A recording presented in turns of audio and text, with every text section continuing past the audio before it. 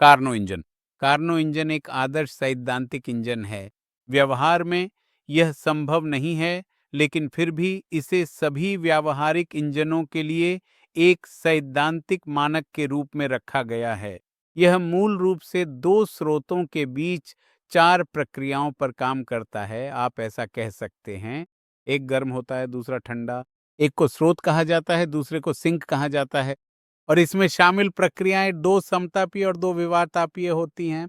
हम एक विशेष बिंदु या अवस्था से शुरू करते हैं और समतापीय रूप से विस्तार होता है, फिर विवातापीय रूप से विस्तार होता है।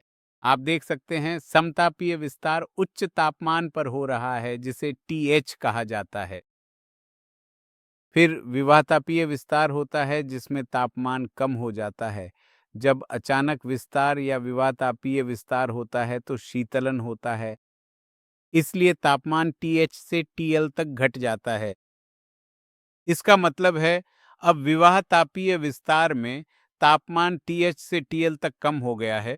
फिर एक बार फिर समतापीय संपीड़न होता है और चूंकि यह समतापीय है, तापमान नहीं बदलेगा, लेकिन आयतन कम हो जाएगा।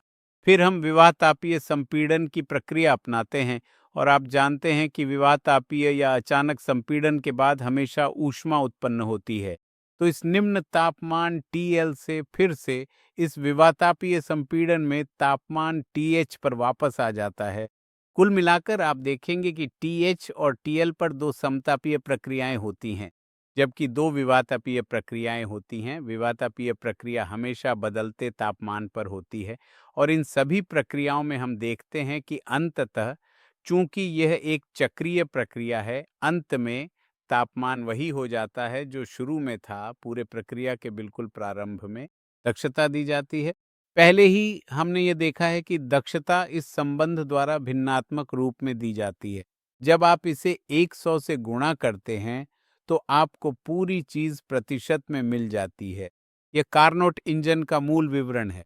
बाद में इसी के आधार पर कई कई इंजन बनाए गए, लेकिन इसे अब भी सैद्धांतिक आदर्श ऊष्मा इंजन माना जाता है।